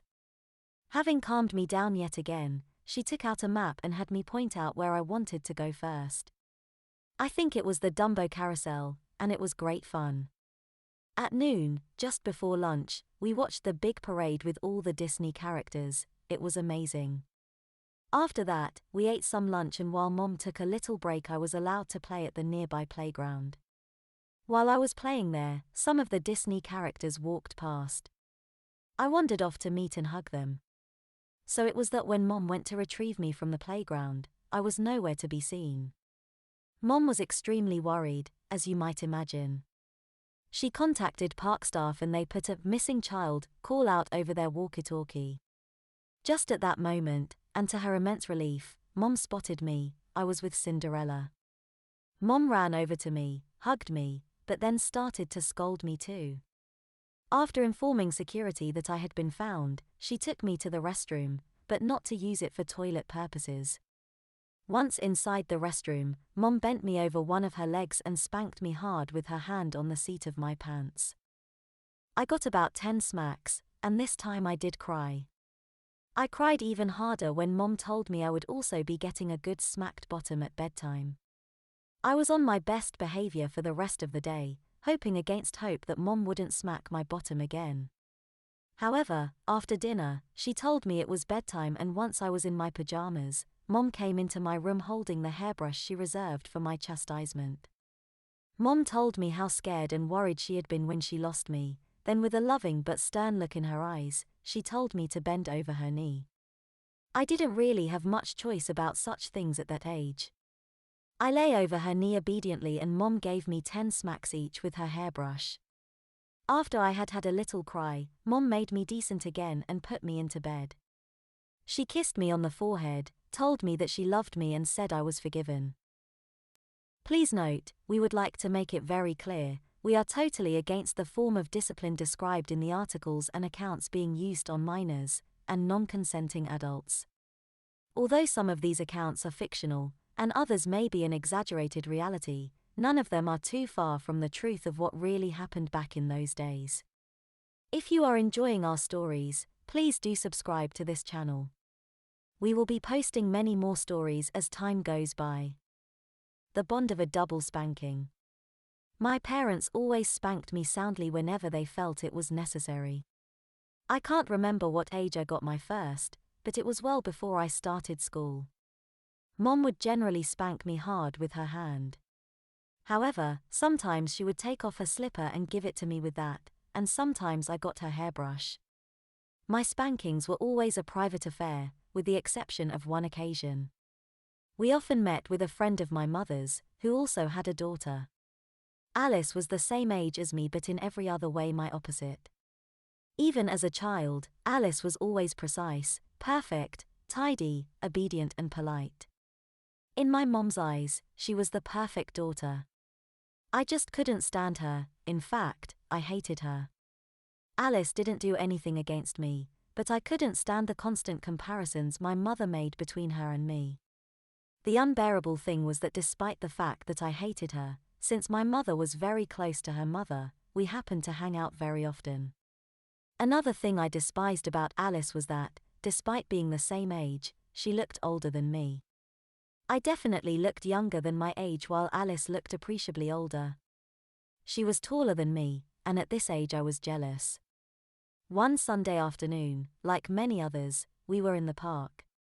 While the mothers were chatting and having coffee, we were playing ball with other kids, in spite of the prohibition signs in every corner, the threats of the caretaker, and above all the recommendations of our mothers, who had expressly forbidden us to play with the ball. At one point, the ball rolled out of the park fence and landed on the street. Alice rushed into the road to get it, forgetting to look for cars. The first car suddenly braked so as not to run over my companion. However, the car behind rear-ended the first, and the same thing happened with the following vehicle. In an instant, all the other kids had gone, and it was just the two of us, with the ball in our hands, surrounded by angry drivers. Pretty soon the police arrived and handed us back to our mothers. As dinner had been planned for that evening at our house, and our mothers decided it wasn't fair to scrap it on account of our misbehavior. So as soon as we got into Alice's mother's car, we were told that once we got home we would receive the most memorable spanking of our young lives. This caused new tears in us. All the way, we listened to lectures from our mothers, coupled with the promises of sore backsides to come. It was the first time I was going to be spanked in front of someone who wasn't a member of the family, and it was even more irksome that it was to be right in front of that little girl I hated. The prospect of seeing Alice spanked, however, was very interesting. I knew that her mother spanked her because our mothers often talked about corporal punishment. Truth be told, it was usually my mother who talked about my punishments because Alice rarely did anything bad. As soon as we got home, our mothers sat on 2 chairs in the kitchen and called us Adrienne, Alice. The tone of their voices made it clear they were not expecting any reply except complete obedience. Sobbing and trembling, Alice and I went to be punished.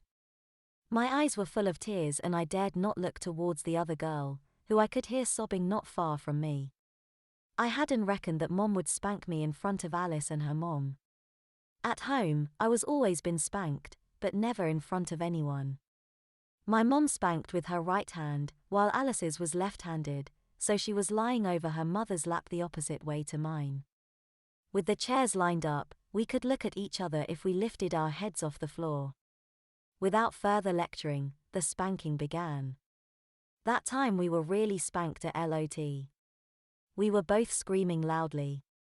My resolve to take my swats in silence lasted only very briefly, and Alice also quickly succumbed to screams and tears. We weren't very different in taking our spanks after all, just as our mothers didn't seem very different in spanking us. After a while, Alice's mom stopped and asked my mother for a wooden spoon, because her hand ached. My mom made me get up for a moment and handed her friend the spoon, while Alice, between sobs, begged her to stop. Perhaps to equalize things, my mother took off a slipper and made me return to her lap. Then our spankings both restarted, markedly more painful than before. After this second round of swats, which seemed like an eternity to me, our moms both stopped at the same time.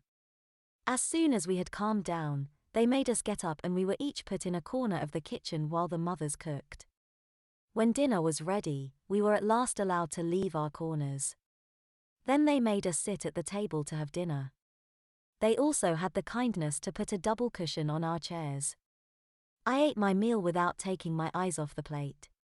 From that day on, things changed between Alice and me. When we next met, we were a lot closer. The experience of finding ourselves facing each other, over the knee of our mother to be spanked formed a new bond. We had looked into each other's eyes, seen each other's tears, screamed, and prayed in unison as our backsides were heated up more and more. It was a memorable experience, and that day, a very special, exclusive, intimate, and complicit friendship was born between me and that girl. Please note, we would like to make it very clear, we are totally against the form of discipline described in the articles and accounts being used on minors and non-consenting adults. Although some of these accounts are fictional, and others may be an exaggerated reality, none of them are too far from the truth of what really happened back in those days. If you are enjoying our stories, please do subscribe to this channel. We will be posting many more stories as time goes by. Dressed up for a smacked bottom. I don't remember all the events of this particular incident. Mom and I were getting ready to go out for the day to see Mom's best friend Tony and her daughter Linda, who was a year younger than me. Mom had told me this was going to be a dress-up event in which I would have to wear a dress shirt, bow tie, dress shorts, and jacket so she could show me off to everyone. I had taken my morning bath and was in the living room with Mom. Mom had just ironed my dress shirt and handed it to me to put on, as well as my shorts. I put the shorts on without any problem. Then I put the shirt on, it was very fancy and had long tails front and back. I didn't think it was an issue because Mom would tuck them into my pants in a minute.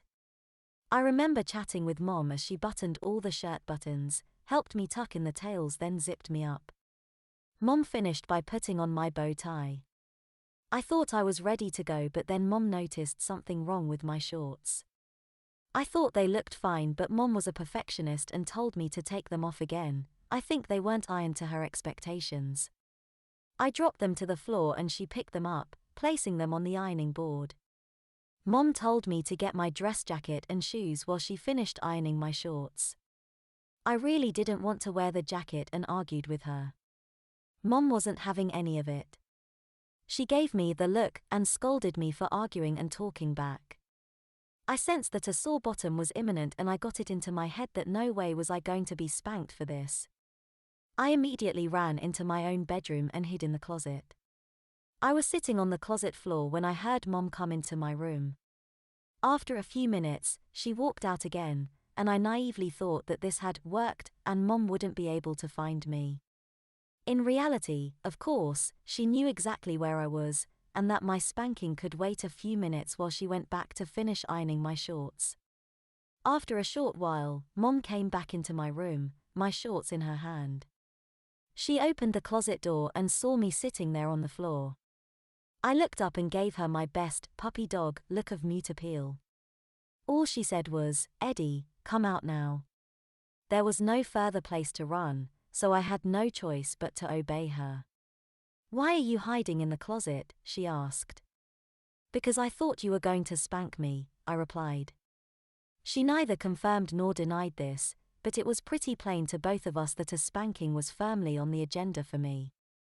Mom sat down on the bed and told me to come closer. "Eddie, you must never run away from Mommy again, do you understand?" This would have been the right time for me to apologize properly, but all I came out with was, "Okay." Mom looked at me for a few more seconds, as if thinking hard. I think she was concerned that if she put me across her lap, as she normally did to punish me, my shirt and bow tie would get all messed up, and she wouldn't have time to fix everything again before we had to leave. Eventually, she told me to turn away from her and face the closet. While I stood there, she put her left arm across my chest and slowly smacked my bottom 5 times over my shirt tail. This was unusual as Mom usually gave me far more smacks, depending on the offense. Indeed, when I had been very naughty, I would be unable to keep count. I think Mom must have really found this spanking position awkward, but there were no complaints from me. Finally, Mom said, "Right, now get dressed unless you want a much harder spanking." I did as I was told, and by the time I was ready, I looked like her little Lord Fauntleroy. Mom combed my hair and took a good look at my hands to make sure they were clean. Then we left the house and got into the car. Please note, we would like to make it very clear, we are totally against the form of discipline described in the articles and accounts being used on minors and non-consenting adults. Although some of these accounts are fictional, and others may be an exaggerated reality, none of them are too far from the truth of what really happened back in those days. If you are enjoying our stories, please do subscribe to this channel. We will be posting many more stories as time goes by. This story is about an incident that happened to my cousin Estelle. To this day, we are very close, and she cringes every time I mention this to her. My parents never spanked me because of experiences my mother had in her own childhood. I was spanked in school, however, and my parents felt there was little they could do about it because corporal punishment was part of the school's rules. My mother's sister Leslie was quite the opposite. She was very strict with her 2 daughters, Estelle and Cheryl, and spanked them frequently. She would use either her hand or variety of implements, including a garden stick which served as a cane. The girls are both younger than me, Estelle by 4 and Cheryl 6. I adored both of them, but was closer to Estelle, I suppose because she was older. I would take Estelle to play quite frequently, and we always had a good time, but I would also take care to get her home at the time prescribed by Aunt Leslie. Besides just being strict with her daughters, Aunt Leslie would say things in front of other people just to humiliate them. At one time when we went to visit them, she said, "Estelle had a sound spanking just before you got here, so she should be on best behavior, right, Estelle?" Estelle blushed terribly, with tears welling in her eyes, but she knew better than to protest, and meekly nodded. On other occasions, if the girls were in her opinion misbehaving, Aunt Leslie would ask them, "Now, which one of you would like to be spanked first later?" She would openly discuss their corporal punishment with others, sometimes in graphic detail, and even threaten to show us the resultant marks on their bottoms, although she never did. If either girl protested at the topic of the conversation, it would evoke a retort describing precisely what they might expect at bedtime. One time, Cheryl protested so much that she was told to be kneeling on her bed at bedtime, with her bare bottom pointing up at the ceiling. It seemed like Aunt Leslie would do anything to increase the girls' humiliation. She had even taken them to the local garden shop for them to choose their own sticks, and let the man behind the counter know exactly what they were for. On a couple of occasions when we were there, I heard Cheryl being spanked in another room, her mother all the while telling her to keep still and stop struggling. Afterwards, while she was still sobbing and rubbing her bottom, Cheryl was made to come into the room where we were all sitting. However, despite all the humiliation she heaped upon her daughters, Aunt Leslie never had spanked them in front of anyone, until one particular day which I remember very clearly. It was hot and sunny, and Estelle and I went to the local market, and then later we sat in the park, just chatting. Estelle was only 12 at the time, but she looked so pretty. She was wearing a tight pair of red hot pants that were the fashion of the day, and a white t-shirt. Her long hair was set in a bun and Aunt Leslie had allowed her a hint of makeup. She looked so mature for her years, in both her dress and her physique. For some reason I lost track of time, and suddenly realized we should have been home 15 minutes earlier. I could see the sheer panic in Estelle's face when I told her, and I felt so guilty, and apologized. We began to run back, but we were a good 15 minutes from home, and so there was no chance we wouldn't be at least half an hour late back. No words were exchanged between us on the way home, me because I just didn't know what to say, and Estelle because she was already fighting back tears. As we came up the path to her front door, Estelle took out her keys and nervously fumbled to get them into the lock. Cheryl must have seen us and opened the door. The expression on her face was a giveaway that Estelle was in big trouble. They seemed to mouth something to each other which I did not understand, but it caused Estelle to cry out, "Please, no." We followed Estelle into the lounge, and I saw Aunt Leslie sitting in her armchair. Then I noticed Estelle look over to the dining room table, and she let out a cry, "Please, Mummy, no. I'm sorry. I didn't see the time, really." I looked over and saw the reason for my cousin's distress. The dining room chair was backed up to the table, and a menacing stick lay next to it. Her mother ignored her pleas and just pointed to the table, with a strict expression on her face. I interceded and explained to my aunt that it was my fault for not telling Estelle the time.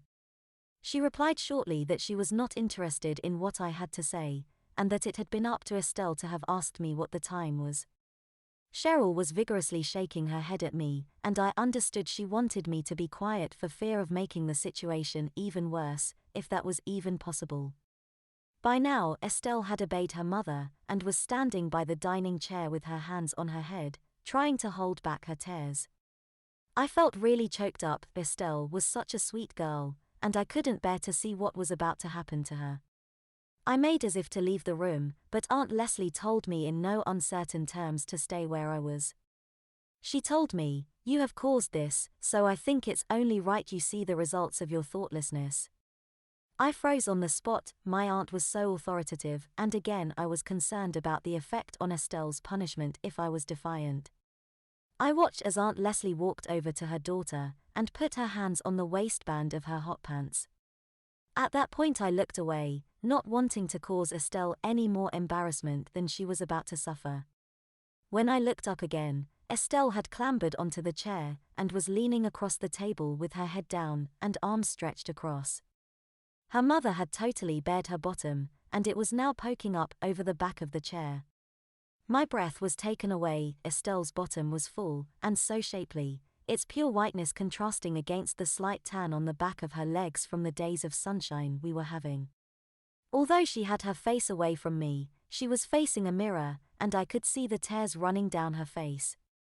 Her mother began tapping the stick against her bottom. This seemed to be a sign to Estelle, because she pushed her bottom out more but kept her legs tight together to try to preserve some modesty. There was a momentary wait, and then the sound of the stick swishing through the air. I saw Estelle crease up her facial expression, and then whack. The cane landed square across the top of her buttocks. The implement of chastisement seemed to sink into my cousin's skin, making a slight indentation before springing back. Estelle let out an initial slight cry, which I suspect was mainly from shock. This was followed instantaneously by a much shriller scream, as the stinging sensation crept across her presented bottom. Her body jerked up, and she struggled to prevent herself from standing up. I should say that this was not the first time I had seen a girl caned, although they had been much younger than Estelle. And to be honest, I had also witnessed much harsher strokes than that. I had even experienced them myself on my bare bottom. I think Estelle was just more sensitive back there than many other children. There was a momentary pause, then her mother barked, "Well, Estelle." Estelle choked back the tears, and, barely audibly, said, "One thank you, Mummy." I had never witnessed this ritual before. The nearest I experienced was from one of my teachers who would count out the smacks herself, a 1 and 2 and 3, while she spanked my bare bottom over her knee. Occasionally, some of the little girls at the front of the class would giggle and join in. Estelle pushed her bottom out again, but Aunt Leslie seemed to deliberately delay her next stroke in order to increase her daughter's stress. This caused Estelle to clench her cheeks in anticipation of what was to come. Then there was another swishing sound. The stick made its second indentation into my cousin's bottom, slightly below the previous stroke, causing her to cry out once more. Her face screwed up in agony, and once again she was struggling not to get up. There were now 2 distinct red stripes formed across both her cheeks, and she muttered between sobs, "2 thank you, Mummy." Estelle gingerly pushed her bottom out, but before she could finish the third stroke crossed her bottom cheeks. In the mirror, I saw her eyes opened wide in shock. It was as if she was trying to cry out but couldn't. Eventually, a loud scream emanated from her throat. She wriggled her bottom from side to side and now abandoned any remnants of modesty by parting her legs, clearly showing her vagina, in the vain hope it would ease the sting of this third stroke. She gasped for air and then whispered, "3 thank you, Mummy." Aunt Leslie pressed her hand into the small of Estelle's back, forcing her bottom out and leaving nothing to the imagination, with her legs now spread. It was clear that it was her mother's intention to cause the girl maximum humiliation. Finally, Aunt Leslie addressed her errant daughter, "Well, Estelle, 3 nice stripes on your bottom, and almost as red as your hot pants.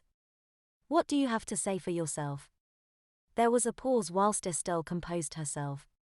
Fighting back the tears, she took her and said, "I am sorry for being a naughty girl, and thoroughly deserved to have my bottom caned." Her mother tapped the stick menacingly against her daughter's bum and asked, "You're what caned, Estelle?" The girl quickly replied, "My bare bottom, Mummy, my bare bottom." "Thank you." Aunt Leslie prepared to give her daughter a 4th stroke. Estelle tried to close her legs again, but her mother said, "Too late for that, young lady, everyone has seen everything you have there now, anyway, so keep it like that." Estelle was left with no choice but to obey, and I noticed little trickles of wee running down the inside of her legs, and then beginning to drip faster from between her legs. Her mother must have noticed it too, and she told her daughter to get up, go to her room and stand in the corner with her hands on her head.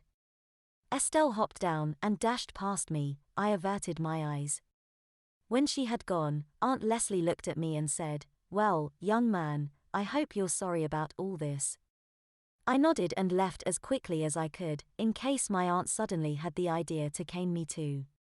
I was not allowed to see Estelle for 2 weeks after that incident, but when I did, she did not make me feel guilty about what had happened and actually said she hoped I hadn't been embarrassed at seeing her like that. You may be sure that when we next went out together, I made absolutely certain Estelle was Bedtime.